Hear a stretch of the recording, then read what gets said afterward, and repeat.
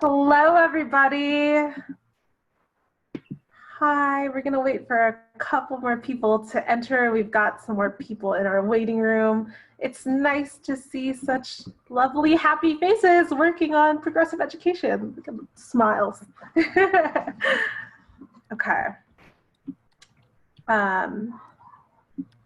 See, we're glad you're here. If you could just in the chat tell us your name, what you teach and where you teach, that would be lovely to start to get to know people. So again, your name, what you teach, and where you teach. And actually, I'll put a slide up right now as we wait for people. I'm Carol, and I teach 9th grade humanities, and I teach at High Tech High North County.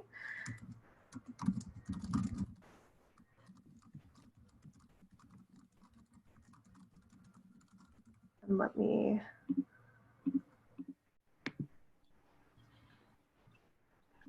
some people are still entering, so we're going to give everyone a minute or so to get settled in.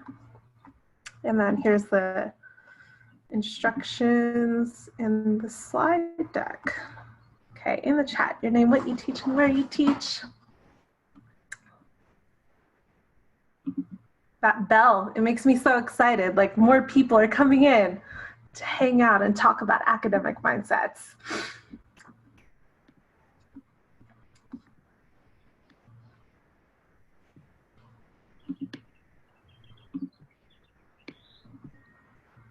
Cool. Carol, it looks like we've got so many great people. We even have a student teacher, so shout out to a new teacher joining us. That's fantastic. Yay! Some 9th grade teachers. I love 9th graders. I love them. All right. Some directors in here too. That's awesome. We've got a mastermind of lots of creative genius in here. Okay. Give it. It sounds like our little bell is starting to slow down a little bit. Maybe we could get started.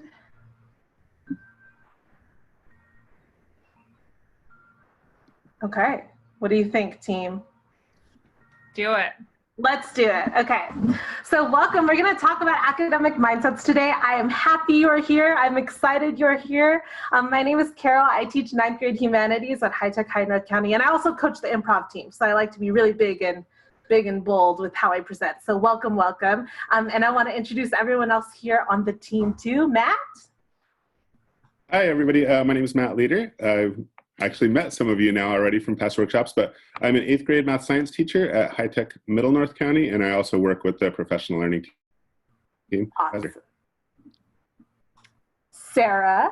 Hi, everyone. I'm Sarah. Nice to see so many familiar faces again. My primary role is to help our new ed specialist teachers across our organization and throughout San Diego County, and I will be supporting your chat today. And Adam? Yeah, my name is Adam Coe. Welcome. I teach math and science at High Tech Middle Chula Vista, and I'll be running the breakout rooms. Awesome. And Randy's here too, because Randy's awesome and chilling with us. And so welcome to everybody.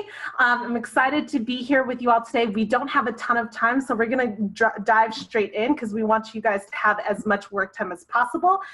Just a little refresher. I know that many of you have been in a lot of the workshops, but there's some Zoom tools. There's a function to raise your hand in the chat room, as you guys were already using right at the beginning, to tell us your name, where you're from, and what you teach. We're going to use the chat room, and Adam and Sarah are going to be in there answering questions. And then we're going to be in breakout rooms. And a function that I don't think everybody has known about is inside the breakout room, there's a little thing that says ask for help. So if you're in a breakout room and you don't know what you're supposed to be doing in the breakout room, click that little ask for help button, and one of us will come in and we'll let you know what's happening and catch you up. And I know sometimes people go to the bathroom and stuff like that, so we want to make sure that you are all caught up when you are inside the breakout rooms working. Okay, so today we are talking about academic mindsets. It's one of the deeper learning competencies. Here are all the other ones, but we're going to focus this workshop on academic mindsets today. So academic mindsets. Camille A. Farrington, research suggests that the most fruitful way to improve academic perseverance and to help students build the other competencies associated with deeper learning is to attend to the development of positive academic mindsets. So, drop it in the chat right now. What mindsets are most important for them to find success now and in the world beyond my class? What might my students be feeling right now? I answer one or both of those questions. What mindsets are really important for our kiddos? What is important for kids to be, how they approach our work right now in this weird land we are in right now? And what might students be just feeling right now in general? Drop it in the chat. Let's just start some discussion. Sarah, if you could read some out loud for us. I think you're muted, Sarah. Sorry, unmute myself. We're getting a lot of perseverance. This thoughts about that students sometimes might be feeling alone.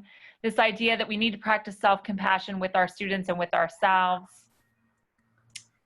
A lot of willing to try and fail. I know it's a lot of fun to watch your teachers try and fail at this new Zoom thing as well. So seeing some ideas about that.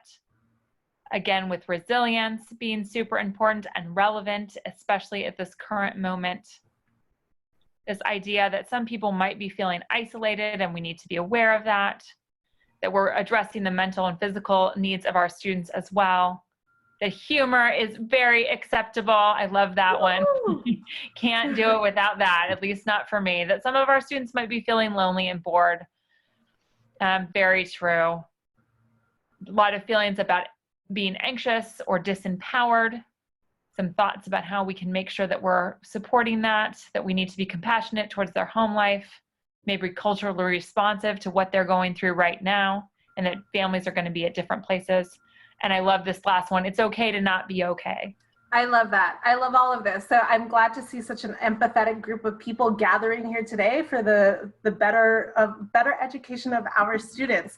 So we're going to send you to a breakout room. We sent an article out at the beginning of this with the core priorities for trauma-informed distance learning because we are in a strange time right now. I'm actually, let me see if I could, can somebody copy and drop that article in the chat, the link to it in case people don't have it. So the four priorities for trauma-informed distance learning: predictability, flexibility, connection, and empowerment.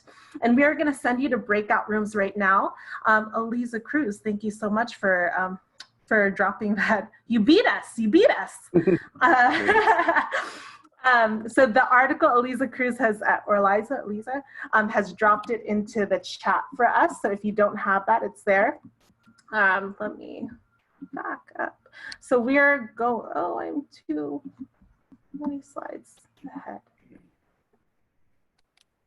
Okay, we're gonna send you to breakout rooms, and Adam is setting those up right now so that you can already start to have some discussion about these academic mindsets. All right, so as people are coming back into the breakout room, we jumped the gun just a little bit, but you know, it's part of this predictability. Predictability is important for us, right? So people might be feeling a little bit unpredictable right now because of our current circumstances. Okay, so let's see, are people back from the breakout rooms? About 20 more seconds. Okay, 20 more seconds, and then we're gonna give you instructions. So hopefully you introduced yourselves, and then we're gonna give you instructions for the discussion. Okay. Adam, you let me know when it's time to go again. All right, breakout rooms are closed, so you should have everybody. Carol. Hey, welcome back. Thank you so much. Hope you introduced one another. You're going to go back into those same breakout rooms, so you'll get to spend a little more time with those people. When we send you back, you've already done step one, introduce yourselves and what you teach.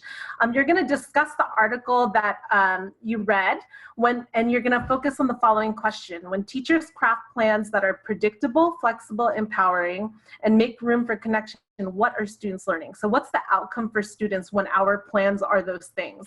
There is this slide deck that maybe Matt or Sarah can copy and paste that link and put it in the chat, and you can copy and paste that link from the chat right now, and you'll have access to those slides. And when you are answering those questions, you're just going to kind of bullet point all of your different answers there. What do students get when teachers are planning things that are predictable, flexible, empowering, and make room for connection?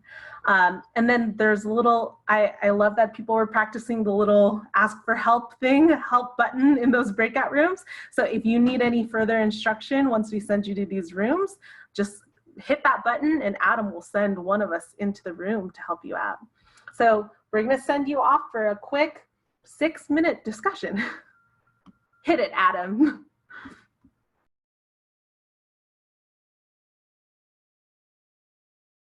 Okay, hi, welcome back. You will be able to go back to that same group of people. So we're just gonna check in and then give you the main task. But I was looking through all of the breakout room slides, and people were really finding lots of things that students are getting out of plans that teachers have that are predictable, flexible, and empowering, and make room for connection. So these are your slides in case you didn't get a chance to see each other's. Some things that kids are getting is they're learning how to take agency. They're learning more about themselves. I'm just like skimming, but we'll send out these slides at the end too. They're learning flexibility, predictability. They're learning how they're trying to maintain some consistency.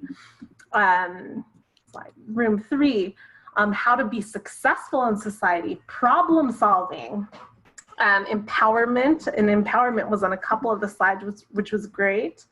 It humanizes us. That we care about their social emotional health. These are some really great reflections on that article, everybody. An establishment of stability, purposeful, authentic learning, thinking, play. I love that play is in that. I love that play is in that so much. Empowerment flows from the first 3, love that too.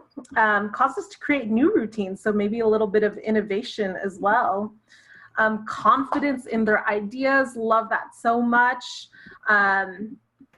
Increased buy-in when they have more ownership and involvement, passion, engagement, tangible and real, rigor can be in the foundation, and then pride. So there are a lot of really great reflections of that article, and I'm going to jump back to this original slide deck. And again, we know that this is going fast, so if anything is too fast at all, we are going to share all the slide decks out with everybody so that you can take a look at this later. But we are going to head on into our next thing. Sarah and Matt were trying to like grab onto a lot of the things that were in your reflections. So all of the things in your reflection can be dropped into our 4 academic mindset buckets. So belonging, value in work, positive outlook, and growth mindset. So we were taking a look at that, the priorities for trauma-informed distance learning, but everything that students get as a result is deeply connected to our deeper learning competency and academic mindset. So you can see that they're starting to put your answers and populate these different buckets right here. So to develop young adults with a positive and efficacious sense of self and confidence in their ability to engage with and contribute to the world, schools need to provide deeper learning opportunities in which students can follow their interests, strengthen bonds with peers, collaborate with a diverse range of people, build their competence over time, and come to see that accomplishment is built upon sustained hard work. So the 4 key academic mindsets, those were the buckets. I belong in this learning community. I can change my abilities through effort, growth mindset. I can succeed, and this work has value and purpose for me. So this is the challenge now. In breakout rooms, in your same teams that you've gotten to be in a room with twice now, you've already introduced yourself. You're gonna pick one of those academic mindsets. So belonging, growth mindset, positive outlook, valuing work, or another one. So you could choose another one too if another thing works for you. And you're gonna develop an activity lesson that can be done now through distance learning and can be adapted and done in your regular classroom as well. So I'm gonna show you a brief example. And then maybe this graphic organizer we can drop in the chat. But, and all it has is grade, main focus, and the lesson plan. And again, we know that this is not a ton of time. So we just want to see people start work, right? We just want to see what you come out with and be brave and start working on something. So the academic mindset of this one is belonging, and I teach 9th grade. And then here's like the main focus. When people feel understood, they're more likely to feel as if they belong. And this lesson focuses on cultivating empathy in students, and it has this list. But if this organizer doesn't work for you, I highly encourage you to develop something that does work for you. I am going to drop this in the chat, if my chat will show up. I will do it at the end right before we go into these breakout rooms then. So you're going to develop that activity and it's going to look a little like this. Use whatever format you feel like using. And we're going to give you 20 minutes, and then we're going to share all of the things that we start. And we're going to drop them in this shared Google folder. And we're going to really encourage you to take what serves you and your students, whatever is started there, and so we can really mine the genius that is here with us today. So Adam, I'm going to stop my share real quick here, and I'm going to share this. It's really just like 3 things here, but here's the like brief graphic organizer. So you can copy and paste that from the chat. We're going to send you back to your groups, and let's see what we can develop in terms of activities that will get students to feel what we want them to feel in with these academic mindsets.